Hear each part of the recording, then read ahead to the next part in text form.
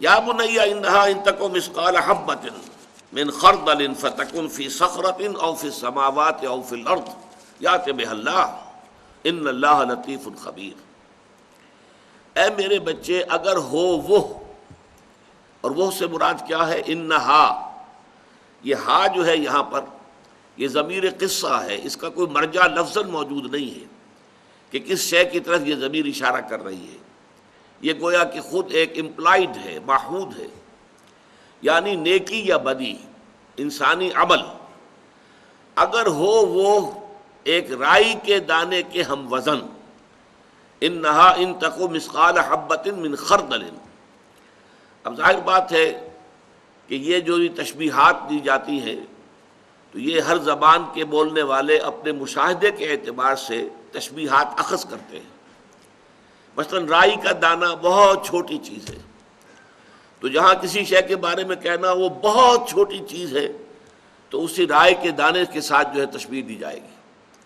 یا ایک اور ذریعہ تھا عرب میں، یہ جو کیڑیاں ہوتی ہیں چھوٹی چھوٹی، ان کے انڈوں سے جب بچے نکلتے ہیں وہ ایسے اتنے چھوٹے ہوتے ہیں کہ بمشکل دیکھے جا سکیں، دکھائی نہیں دیتے، ان کو ذر کہتے ہیں، اور اس ذر سے لفظ ذرہ بنا ہے۔ تو یہ لفظ جو آتا ہے سورۃ الزلزال میں، فَمَنْ يَعْمَلْ مِثْقَالَ ذَرَّةٍ خَيْرًا يَرَهُ وَمَنْ يَعْمَلْ مِثْقَالَ ذَرَّةٍ شَرًّا يَرَهُ۔ مثقال کا لفظ یہاں بھی آیا ہے وہاں بھی آیا ہے، ہم وزن ہونا۔ تو اگر نیکی یا بدی ذرے کے ہم وزن ہو یا رائی کے دانے کے ہم وزن ہو، فَتَكُنْ فِي صَخْرَةٍ، پھر خواہ وہ کسی چٹان میں ہو، کسی پہاڑ کی کوہ میں داخل ہو کر وہ عمل کیا گیا ہو، او فی السماوات، یا وہ آسمانوں میں ہو، فضا کی پہنائیوں میں یا خلا کی وسعتوں میں کہیں وہ عمل کیا گیا ہو، او فی الارض، یا زمین میں سرنگ لگا کر کئی گہرائی میں جا کر وہ کام کیا گیا ہو، یأت بہ اللہ، اللہ اسے لے آئے گا۔ لے آئے گا سے مراد کیا ہے؟ یعنی اللہ تعالیٰ اس کی جزا یا سزا دے گا، اس کا حساب کتاب ہوگا۔ اعمال انسانی جو ہے وہ ضائع ہونے والی شے نہیں۔ اب یہ دوسرا مسئلہ ہے حکمت کا جو یہاں زیر بحث آ رہا ہے۔ حکمت کے بارے میں جو پہلی نشست تھی اس رکوع کے بارے میں نے عرض کیا تھا، حکمت فطرت سلیمہ اور عقل سلیم کے امتزاج سے وجود میں آتی ہے۔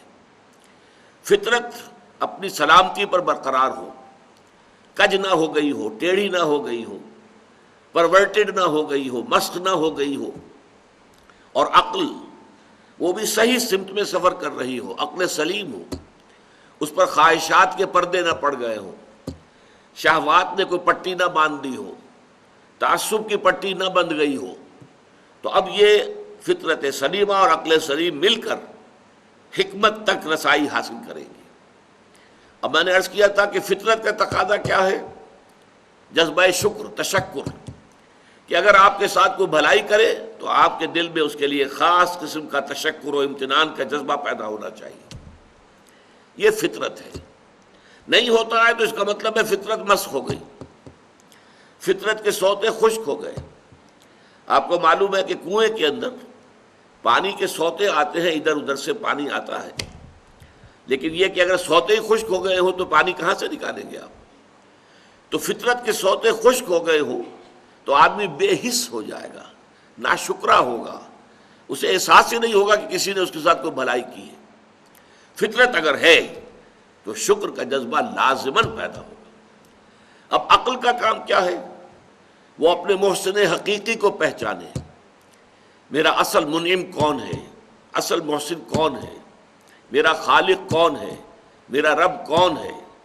جیسے جیسے میں عرض کر چکا ہوں کہ انسان کے ذہن کا ارتقاء ہوتا ہے، اس کے شعور کا دائرہ وسیع ہوتا ہے، ابتدا میں وہ سمجھتا ہے میرے والدین ہی سب کچھ ہے، وہی پالتے پوستے ہیں، وہی میری تکلیف پر خود تڑپ اٹھتے ہیں، وہی میری ہر ضرورت پوری کرنے کے لیے ہر وقت تیار ہوتے ہیں، وہی مجھے ہر خطرے سے بچانے کے لیے ہر وقت جو ہے آمادہ ہوتے ہیں۔ لہذا وہ جذبہ تشکر صرف ان کی ذات تک جو ہے وہ مرکوز ہوتا ہے۔ پھر جیسے جیسے شعور کا دائرہ وسیع ہوتا ہے، کنبہ، قبیلہ، خاندان، ملک، قوم، پھر یہ پوری کائنات یہ ہوائیں جو چل رہی ہیں اور یہ سورج کی جو تمازت اور حرارت ہے، ان سب سے جو ہے ہماری فصلیں پکتی ہیں، بارشیں ہوتی ہیں۔ گویا کہ یہ ربوبیت کا ہمارا سب سے بڑا ذریعہ یہ ہے۔ یہی وجہ ہے کہ آپ کو معلوم ہے کہ پوری دنیا میں مشرکانہ نظام جہاں بھی رہے ہیں، سورج کو ایک بہت بڑے دیوتا کی صورت حاصل رہی ہے، اس کو حیثیت حاصل رہی ہے، سورج دیوتا۔ لیکن معلوم ہو گیا کہ ہماری تو ساری جو وجود ہے اس زمین میں بسنے والوں کا، اس کی ساری جو تقاضے ہیں وہ سورج کے ذریعے سے پورے ہوتے ہیں۔ اس کے بعد جیسا کہ میں نے عرض کیا تھا، ایک ابراہیمی چھلانگ اور ہے، وہ ابراہیمی چھلانگ جو سورہ انعام میں آئی ہے، انی وجہت وجہی للذی فطر السماوات والارض حنیفا وما انا من المشرکین۔ یہ ساری کائنات بھی جکڑی ہوئی ہے کسی ہستی کے قانون میں۔ وہ قانون کس نے بنایا ہے؟ وہ کوئی ایک ہستی ہے، بس میں نے اپنا رخ اس کی طرف کر لیا ہے۔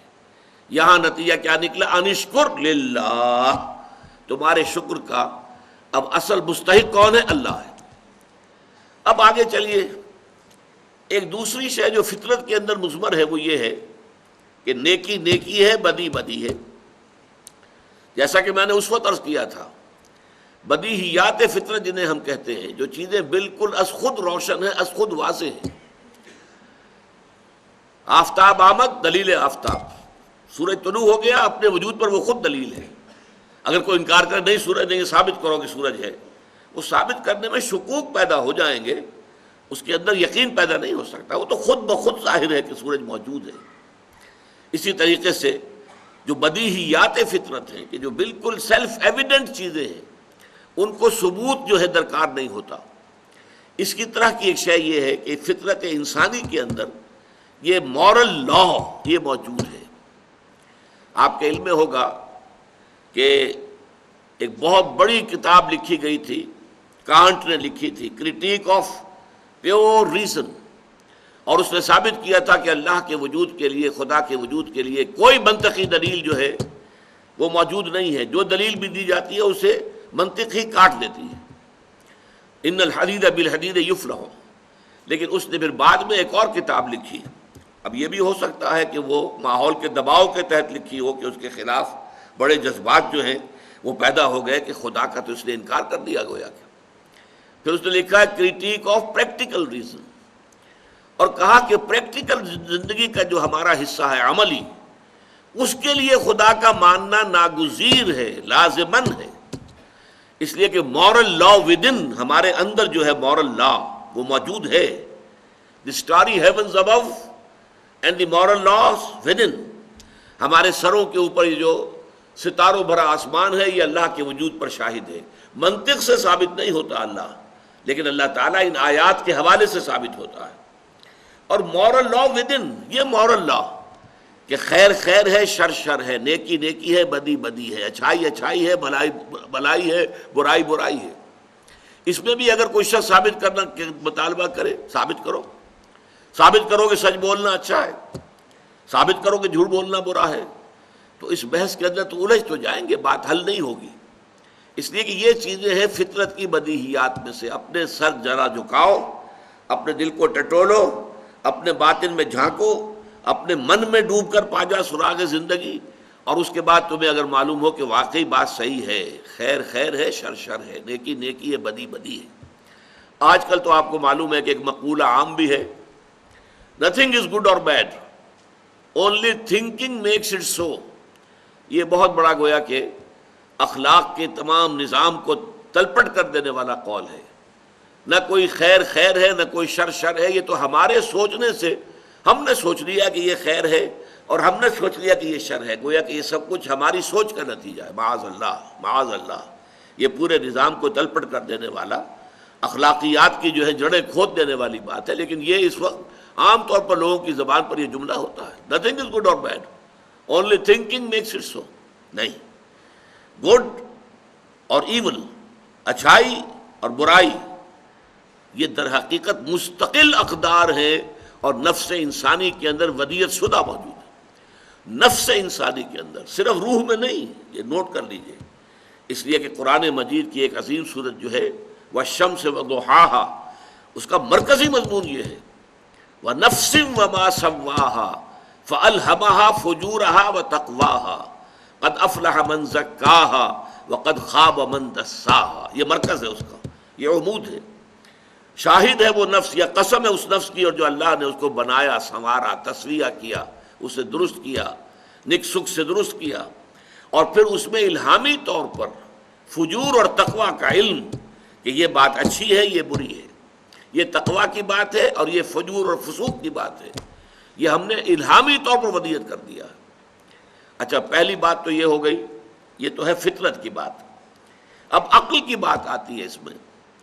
عقل جو ہے وہ یہ دیکھتی ہے اس کائنات کے اندر اپنے مشاہدے کی بنیاد پر، اس پوری کائنات میں کوئی شے بیکار، بے مقصد، بے نتیجہ نہیں ہے۔ گھاس کے ایک تنکوں کے بھی آپ نہیں کہہ سکتے کہ یہ بیکار ہے، ہر شے کا اپنا ایک فنکشن ہے۔ یہ کیڑیاں جو ہے یہ بھی کوئی فنکشن جو ہے وہ پورا کر رہی ہیں۔ ہر شے، ہر مخلوق، چھوٹی بڑی، ہر شے کا کوئی نہ کوئی جو ہے نتیجہ ہے، نتیجہ خیز ہے۔ کار عبث یہاں نہیں ہے۔ ربنا ما خلقت ھذا باطلا، پروردگار تو نے یہ سب کچھ بیکار پیدا نہیں کیا ہے۔ افحسبتم انما خلقناکم عبثا وانکم الینا لا ترجعون، کیا تم نے سمجھا کہ ہم نے تمہیں عبث پیدا کیا، بیکار پیدا کیا؟ نہیں۔ جب کائنات میں کوئی شے بیکار نہیں تو یہ نیکی اور بدی کا جو سلسلہ ہمارے اندر موجود ہے، اس کا نتیجہ ہمیں اس دنیا میں نکلتا نظر نہیں آتا۔ نیکوکاروں کے لیے بس اوقات تکالیف ہیں، مصائب ہیں، مشکلات ہیں۔ سچ بولیے، ہو سکتا ہے کہ آپ کو جیل جانا پڑے، اور جھوٹ بولیں تو آپ اس جیل جانے سے بچ سکتے ہیں۔ آپ اگر کوئی کلمہ خیر کہتے ہیں، ہو سکتا ہے ریزنٹمنٹ ہو، شدید جو ہے آپ کے خلاف رد عمل آئے۔ اگر کسی کو کسی بات پر ٹوک دیتے ہیں، غلط بات پر، تو پھر تو یہ ہے کہ اپنی عزت بچا کر وہاں سے جانا شاید مشکل ہو جائے۔ اور دنیا کے اندر جن کے کوئی اسکروپلز نہیں ہے، کوئی اصول نہیں ہے، کوئی اسکروپلز نہیں ہے، کوئی اصول نہیں ہے، بلکہ یہ کہ داؤ جو لگ جائے، جس وقت لگ جائے، جس طور سے لگ جائے، داؤ لگاؤ، حلال حرام، غلط صحیح، جائز ناجائز، اس سے کوئی بحث نہیں۔ وہ عیش کر رہے، دندناتے پھر رہے ہیں، ان کی آج کل عزت بھی ہے، جانتے بھی ہیں کہ ان صاحب کے پاس جو رقم آئی ہے یہ سب کی سب سمگلنگ کی ہے، یا ان کے پاس جو دولت نظر آ رہی ہے یہ سب ہیروئن کی ٹریڈ کی ہے، لیکن پھر بھی عزت انہی کی ہے، سلام انہی کو کیا جاتا ہے۔ نیکوکاروں کے لیے یہاں پر 2 وقت کی سوکھی روٹی مشکل ہے۔ لہذا معلوم ہوا کہ اس اعتبار سے، مورل لا کے اعتبار سے، یہ دنیا نامکمل ہے۔ فزیکل لا کے اعتبار سے یہ مکمل ہے۔ آپ سنکھیا کھائیں گے مر جائیں گے، لیکن آپ کسی یتیم کا مال ہڑپ کر جائیں گے کچھ بھی نہیں ہوگا۔ معلوم ہوا مورل لا یہاں افیکٹو نہیں ہے، نتیجہ خیز نہیں ہے، اس کے نتائج نہیں نکل رہے۔ حالانکہ عقل کا تقاضا یہ ہے کہ گندم از گندم بے رویت، جو سے جو، گندم سے گندم پیدا ہونی چاہیے، جو سے جو پیدا ہونی چاہیے۔ یہ کیسے ہو گیا کہ بھلوں کے لیے تکالیف اور مصائب، مصیبتیں، اور جو کسی بھی اخلاقی اصول کے پابند نہیں، ان کے لیے عیش، آرام، ان کے لیے دنیا میں عزت، وقار، سربلندی، یہ کیوں ہے؟ یہ کیسے ہے ایسا؟ واقعہ یہی ہے۔ لہذا کوئی اور دنیا ہونی چاہیے جس میں اس مورل لا کے تقاضے پورے ہوں۔ یہ ہے وہ سارا فطرت اور منطق کا اور عقل کا ارتباط جس سے معاد کا تصور ابھرتا ہے کہ یہ دنیا جو ہے فزیکل لاز کے اعتبار سے مکمل ہے، نتیجہ خیز ہے فزیکل لاز۔ آپ انگارہ رکھیے اپنی زبان پر، زبان جل جائے گی۔ آپ نے جھوٹ بولا، جھوٹی قسم کھائی، زبان پہ چھالا تک نہیں نکلے گا۔ پھر وہی بات میں دہرا رہا ہوں، فزیکل لاز کے اعتبار سے دنیا مکمل، اس کے نتائج ظاہر ہو جاتے ہیں، لیکن مورل لاز کے اعتبار سے نامکمل۔ لہذا کوئی اور عالم ایسا ہونا چاہیے کہ وہ اللہ کہ جو عادل ہے، قائمم بالقسط ہے، جو انصاف کرنے والا ہے، وہ در حقیقت پھر ہر ایک کو جو اس کا حق ہے، حق بحقدار رسید والا معاملہ کرے، نیکوکاروں کو وہاں پر بدلہ ملے، ان کے لیے خلعتیں ہیں اور ان کو جنتوں کے اندر رکھا جائے۔ لیکن یہاں پر آپ دیکھیں گے، نوٹ کیجئے، چونکہ میں نے یہ بیان کیا تھا کہ حضرت لقمان نہ نبی تھے نہ نبی کے پیروکار تھے، لہذا یہاں پر معاد کا جو بنیادی فلسفہ ہے وہ تو آ گیا ہے، لیکن معاد کے ضمن میں بعث بعد الموت، حشر و نشر، حساب اعمال، پل صراط، جنت اور دوزخ، اس کا کوئی ذکر نہیں ہے، اس لیے کہ یہ چیزیں وہ ہیں جو نبوت کے ذریعے معلوم ہوتی ہیں، یہ صرف عقل سے معلوم نہیں ہو سکتی۔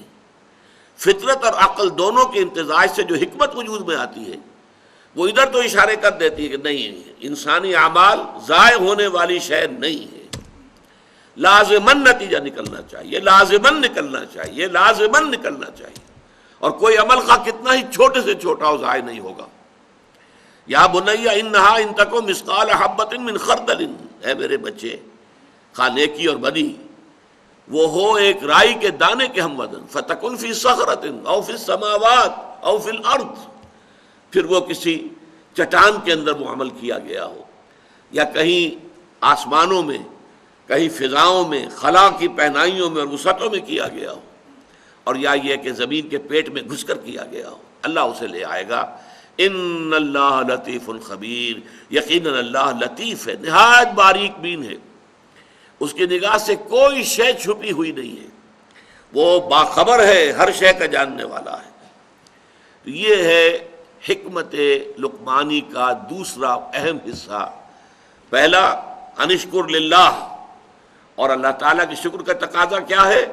لا تشرک باللہ، اللہ کے ساتھ شرک مت کرنا، ان الشرک لظلم عظیم۔ وہ بھی فطرت انسانی اور عقل سلیم، ان دو کے امتزاج سے وجود میں آنے والے نتائج تھے۔ اسی طرح اب یہ معاد کا اجمالی تصور، یہ تفصیلی نقشہ نہیں ہے، جیسا کہ میں نے بارہا آپ کو سنایا حضور کا ایک خطبہ، اب حضور ایک نبی کی حیثیت سے خطبہ دے رہے ہیں۔ واللہ لتموتن کما تنامون ثم لتبعثن کما تستيقظون ثم لتحسبن بما تعملون ثم لتجزون بالاحسان احسانا وبالسوء سوءا وانها لجنۃ ابدا او لنار ابدا۔ خدا کی قسم تم سب پر موت طاری ہو جائے گی جیسے کہ روزانہ رات کو سو جاتے ہو، اور پھر تم سب ایک روز اٹھا لیے جاؤ گے جیسے کہ روزانہ صبح کو بیدار ہو جاتے ہو، پھر تمہارا حساب کیا جائے گا، محاسبہ ہوگا تمہارے اعمال کا جو کچھ کہ تم کر رہے ہو، اور اس کے بعد تمہیں بدلہ ملے گا۔ تجزون بالاحسان احسانا، بھلائی کا بھلا بدلہ ملے گا، وبالسوء سوءا، اور برائی کا برا بدلہ ملے گا۔ اور وہ بھلا بدلہ کیا ہے؟ وانھا لجنۃ ابدا، وہ جنت ہے ہمیشہ ہمیش کے لیے، او لنار ابدا، یا پھر جہنم ہے ہمیشہ ہمیش کے لیے۔ یہ تفاصیل جو ہیں یہ در حقیقت وحی کے ذریعے سے معلوم ہوتی ہے، یہ وحی کے ذریعے سے محمد الرسول اللہ صلی اللہ علیہ وسلم کے علم میں آئیں، اور محمد الرسول اللہ صلی اللہ علیہ وسلم نے لوگوں کو آگاہ کیا۔ محض حکمت کی بنیاد پر یہ تفاصیل علم میں نہیں آ سکتی، لیکن ایک بات موٹی جو اس کا اصل لب لباب ہے کہ انسانی اعمال ضائع ہونے والی شے نہیں ہے، ان کے نتائج نکل کر رہیں گے، اور چھوٹے سے چھوٹا عمل بھی ضائع نہیں ہوگا، خواہ وہ نیکی کا ہو خواہ بدی کا۔ وَمَن يَعْمَلْ مِثْقَالَ ذَرَّةٍ خَيْرًا يَرَهُ وَمَن يَعْمَلْ مِثْقَالَ ذَرَّةٍ شَرًّا يَرَهُ۔